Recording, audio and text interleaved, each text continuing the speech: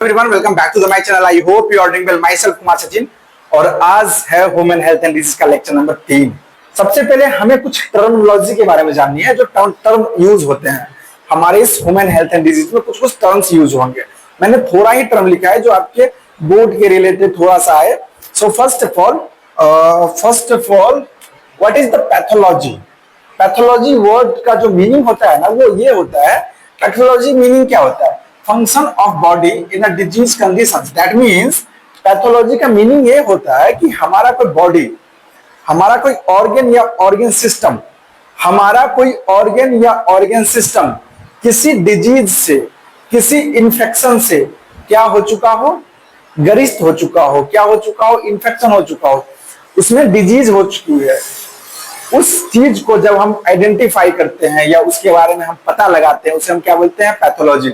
For example, मेरे किसी एक ऐसे ऑर्गन या ऑर्गन सिस्टम में कोई इंफेक्शन लग गया। सपोज दैट मेरा फेफड़ा या लीवर इफेक्ट हो चुका है किसी डिजीज से।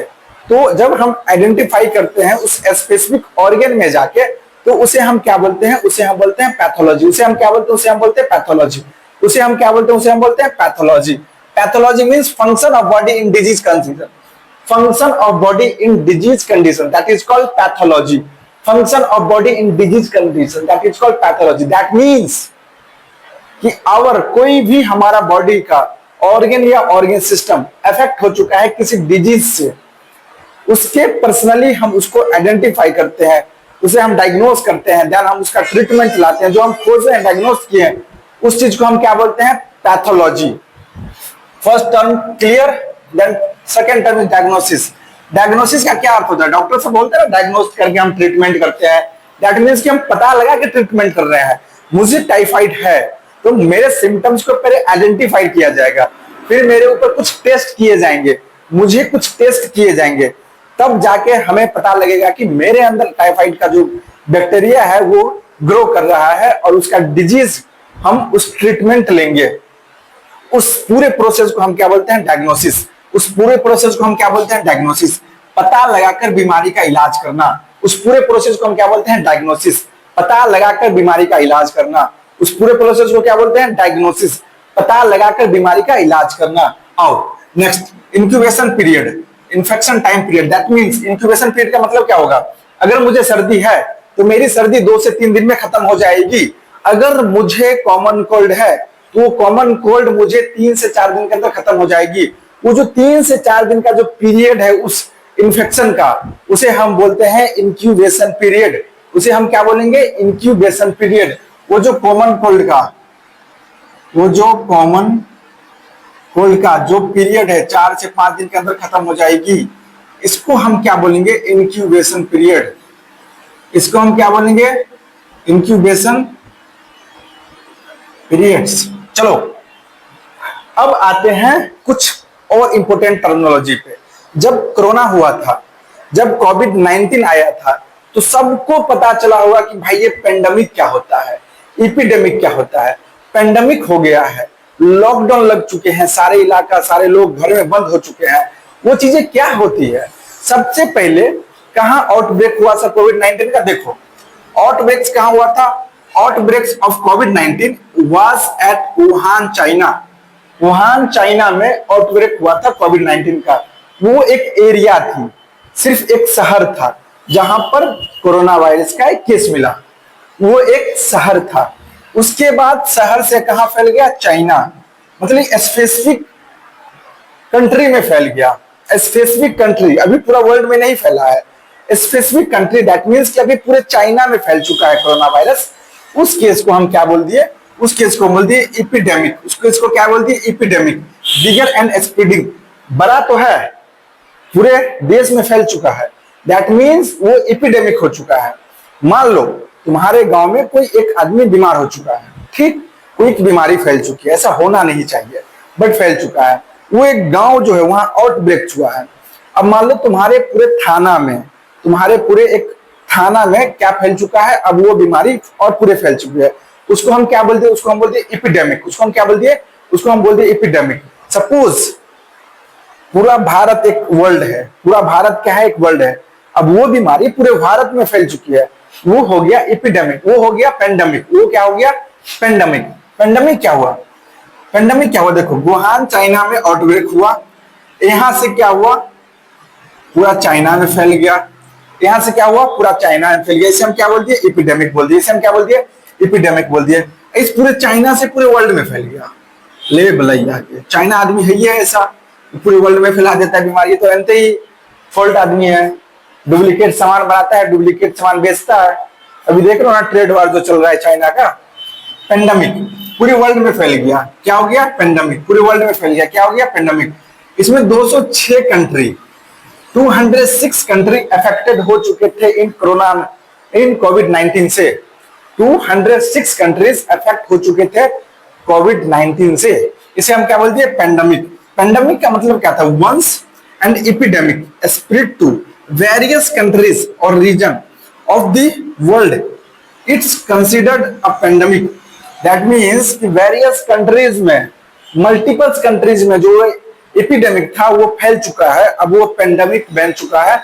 और WHO वर्ल्ड हेल्थ ऑर्गेनाइजेशन अपना एक नोटिस निकालेंगे और वो बताएंगे कि भाई ये पेंडेमिक घोषित हो चुका है और अपने अपने देश को कंट्रोल करो, अपने अपने देश में क्या लगाओ लॉकडाउन लगाओ। आया समझ में।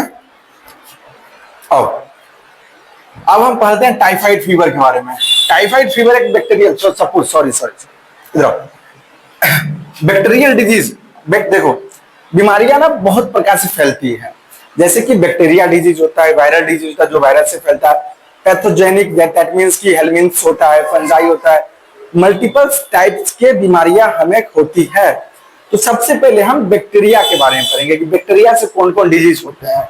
तो उसमें आता है, ध्यान रखना, उसमें आता है टाइफाइड फीवर, उसमें आता है टाइफाइड फीवर, उसमें आता है निमोनिया, उसमें आता है डिसेंट्री, उसमें आता है फ्लेग या ब्लैक डेथ, उसमें आता है डिप्थेरिया, उसमें आता है टाइफाइड फीवर, उसमें आता है निमोनिया, उसमें आता है डिसेंट्री, उसमें आता है फ्लेग, उसमें आता है डिप्थेरिया। आया समझ में, आया समझ में। चलो नेक्स्ट टाइफाइड फीवर के बारे में पढ़ते हैं। टाइफाइड फीवर क्या है, बैक्टीरियल डिजीज है। क्या है, बैक्टीरियल डिजीज है। टाइफाइड क्या है, एक बैक्टीरियल डिजीज है। बैक्टीरियल डिजीज हम क्यों कहें, क्योंकि यह बैक्टीरिया से होने वाली बीमारी है। बैक्टीरियल डिजीज क्यों कहें, क्योंकि यह बैक्टीरिया से होने वाली बीमारी है। और टाइफाइड फीवर जो बैक्टीरिया है उस बैक्टीरिया का नाम क्या है, सल्मोनेला टाइफी। बैक्टीरिया किस, टाइफाइड फीवर किस बैक्टीरिया से होती है, सल्मोनेला टाइफी। टाइफाइड फीवर किस बैक्टीरिया से होती है, सल्मोनेला टाइफी। टाइफाइड फीवर किस बैक्टीरिया से होती है, सल्मोनेला टाइफी।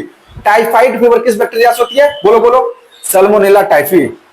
और Salmonella typhi is a pathogenic bacteria which is cause typhoid fever in human beings.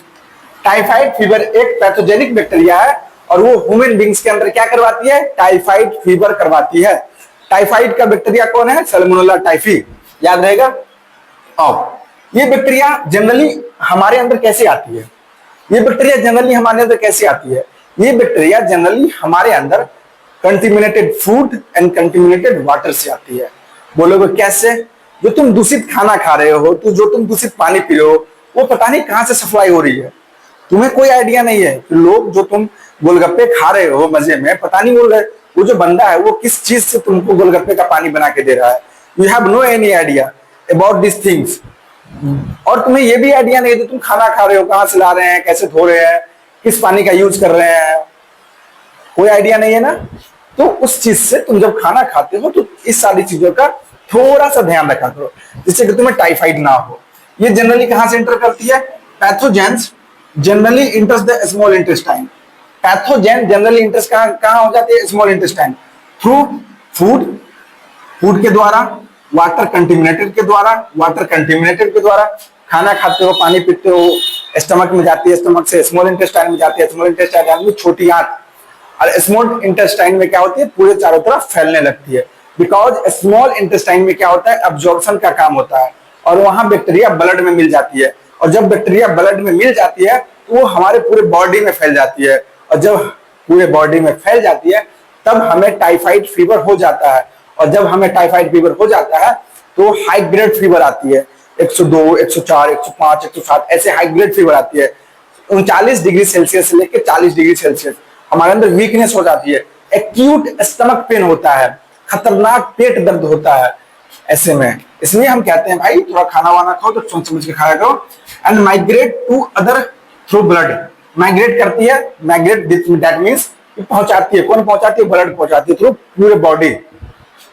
अब this disease characterized by the symptom, symptom समझते हैं, इसका लक्षण क्या है? लक्षण है one sudden, onset, sustain and systemic fever 39 degree celsius to 40 degree celsius, 39 degree celsius से लेके 40 डिग्री सेल्सियस। क्या होता है? 39 डिग्री सेल्सियस से लेकर 40 डिग्री सेल्सियस फीवर होता है। 102, 103, 104, 105 बुखार रहेगा इस टाइफाइड फीवर में। वीकनेस रहेगा, कमजोरी रहेगा, एक्यूट स्टमक पेन होगा, खतरनाक पेट दर्द होगा, कॉन्स्टिपेशन, गैस बना रहेगा, कॉन्स्टिपेशन रहेगा, फ्रेश नहीं हो पाओगे, दैट मीन्स हेडेक रहेगा, सर दर्द करेगा, नोजिया रहेगा, वोमिटिंग करने का मन करेगा, लॉस ऑफ एपेटाइट, भूख नहीं लगेगा, खाना वाना खाने का मन नहीं करेगा। इसका जो सबसे खतरनाक घातक घातक जो सिम्टम्स है या फैटल बोल सकते हो, घातक सिम्टम्स क्या है? इंटेस्टाइनल परफॉर्मेंस एंड डेथ में occurs in the several cases, severe cases. जब खतरनाक दैट मीन्स कि जब सीवियर केस हो जाती है तो जो बैक्टीरिया होता है वो हमारे इंटेस्टाइन को फाड़ देता है, छेद कर देता है, और उसके कारण बहुत सारे लोग मर जाते हैं अगर सही टाइम पर ट्रीटमेंट नहीं लोगे तब। ये फेटल हो गया। Typhoid fever could be confirm by Widal test. किस चीज से होता है? Typhoid fever could be confirm by Widal test. Typhoid fever क्या होता है? टाइफाइड फीवर एस टाइफी एक ग्राम निगेटिव बैक्टीरिया है। एस टाइफी एक ग्राम निगेटिव बैक्टीरिया है। एस टाइफी एक ग्राम निगेटिव बैक्टीरिया। इस बैक्टीरिया को फर्स्ट टाइम आइसोलेट किया गया था। इस बैक्टीरिया को फर्स्ट टाइम आइसोलेट किया गया था। इस बैक्टीरिया को फर्स्ट टाइम खोजा गया था, आइसोलेट किया गया था 1880 ईस्वी में। एक्स्ट्रा पॉइंट है कुछ। एस टाइफी बैक्टीरिया को कब आइसोलेट किया गया था? 1880 ईस्वी में। समझ में आया? ध्यान आओ। प्रिवेंशन क्या है? प्रिवेंट कंट्रोल क्या है? भाई ड्रिंकिंग वाटर पे तुम कंट्रोल कर लो, पानी पीने सोच समझ के पियो, कहीं भी पीना है तो। खाना खाओ, फूड सप्लाई को देखो, सोच समझ के पियो, साफ हाइजीन सब कुछ मेंटेन रहना चाहिए। और साथ साथ it is possible to control transmission of proper hygiene, hygiene का ख्याल रखो, वेस्ट मैनेजमेंट पे ध्यान दो, वाटर प्यूरिफिकेशन पे ध्यान दो, treatment of the sick, water purify पियो, हेल्दी खाना खाओ, साफ सुथरा खाना खाओ। इस चीज से तुम्हें टाइफाइड फीवर होने की संभावना बहुत कम हो जाएगी। मे बी पॉसिबिलिटीज होगी कि नहीं होगी। देन उसके बाद होता है ट्रीटमेंट। ट्रीटमेंट बैक्टीरियल डिजीज में ना हमेशा से एंटीबायोटिक ट्रीटमेंट होता है, जो कि एक साइंटिस्ट थे, वैज्ञानिक थे हमारे अलेक्जेंडर फ्लेमिंग साहब, जिन्होंने एंटीबायोटिक का खोज किया। और उस टाइम पर ये जो खोज थी वो पूरे वर्ल्ड में एक संग्राम जो होता है ना, भूचाल लाने वाला खोज था, क्योंकि पेनिसिलियम एंटीबायोटिक का जो खोज था वो एक्सीडेंटली खोज था। और उस खोज के कारण से जो वर्ल्ड वॉर 2 हो रहा था अमेरिका के साथ साथ, वहां पर बहुत सारे सैनिक मर रहे थे सिर्फ घाव के कारण। जब ये खोज हुआ, जब लॉन्च हुआ पेनिसिलियम, तब कितने सैनिकों का जान बचाया गया। और आज भी सपोज दैट अगर हमारे पास एंटीबायोटिक नहीं होती तो ना जाने कितने जाने ले चुकी होती है टाइफाइड फीवर, एक बैक्टीरियल डिजीज, एक घाव, ना जाने कितने जान ले चुके होते, हमें कोई आइडिया नहीं है। फिर भी टाइफाइड फीवर ने अप्रोक्सीमेटली 6 लाख जान ले चुकी है। अप्रोक्सीमेटली 6 लाख, 7 या 6 लाख, 6 इकाएं दाएं सैकड़ा हजार 10,000 लाख 10 लाख करोड़, इकाएं दाएं सैकड़ा हजार 10,000 लाख 10 लाख, 16 लाख। अभी तक टाइफाइड फीवर ने 60 लाख 60 लाख जाने ले चुके हैं टाइफाइड फीवर, समझ सकते हो। तो यहां तक समझ में आया। प्रिवेंशन ट्रीटमेंट क्या है? इसका एंटीबायोटिक ट्रीटमेंट है। फॉर एग्जांपल एम्पीसिलिन एक एंटीबायोटिक है जो कि ट्रीटमेंट होता है किसमें? बैक्टीरियल डिजीज में। दूसरा क्या है? क्लोरमफेनिकोल। तीसरा है ऑफ्लॉक्सिन एंड क्लोरमफेनिकोल। ये सारे चीजें एंटीबायोटिक है जो कि टाइफाइड फीवर में क्या होता है? ट्रीटमेंट के लिए हम यूज करते हैं। एक छोटी सी स्टोरी है। सल्मोनेला टाइफी जिस पे नाम पर आना, वो एक लेडी थी, वो क्या थी, कुक थी। और उस टाइम पर सल्मोनेला टाइफी जो बैक्टीरिया है वो होस्ट खोज लेता है। दैट मीन्स वो तुम्हारे अंदर रहेगा, तुम्हें कुछ नहीं करेगा, तुम्हारे थ्रू फैलाएगा और दूसरे लोगों का बिगाड़ देगा। ये साहब ऐसे हैं, छुपा रुस्तम साहब है। तुम्हारे अंदर इसका पैथोजन है, सल्मोनेला टाइफी बैठा हुआ है तुम्हारे गट्स में, तुम्हारे इंटेस्टाइन में, तुम्हें कुछ नहीं करेगा, तुम्हें कुछ नहीं होगा। यही कहानी सल्मोनेला के साथ हुई, जो कि एक कुक थी, एक शेफ थी, जो खाना वाना घर का काम करती थी, उसे कुछ नहीं हुआ, बट वो मल्टीपल्स लोगों को बीमार कर चुकी थी, फैला चुकी थी।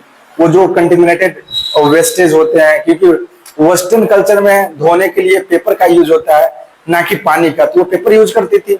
ध्यान, उसके जो फिकल उसके हाथ में रह रहे थे, वो जो खाना बनाती थी, उसके थ्रू कंटेमिनेटेड फूड भी हो जाया करता था, कंटेमिनेटेड वाटर भी हो जाया करता था। और उसके बाद जब लोगों को मल्टीपल्स बीमारियां हुई, मल्टीपल दैट मींस की टाइफाइड फीवर होना स्टार्ट हुआ, लोग मरने लगे, वैज्ञानिक साइंटिस्ट पता लगाने में जुट गए कि हो क्या रहा है। तब 1880 में, 1880 में फर्स्ट टाइम आइडेंटिफाई किया गया कि सल्मोनेला टाइफी एक होस्ट है, इसके अंदर सल्मोनेला टाइफी नामक बैक्टीरिया प्रेजेंट है, और उसी के नाम से उस बैक्टीरिया का नाम दिया गया सल्मोनेला टाइफी।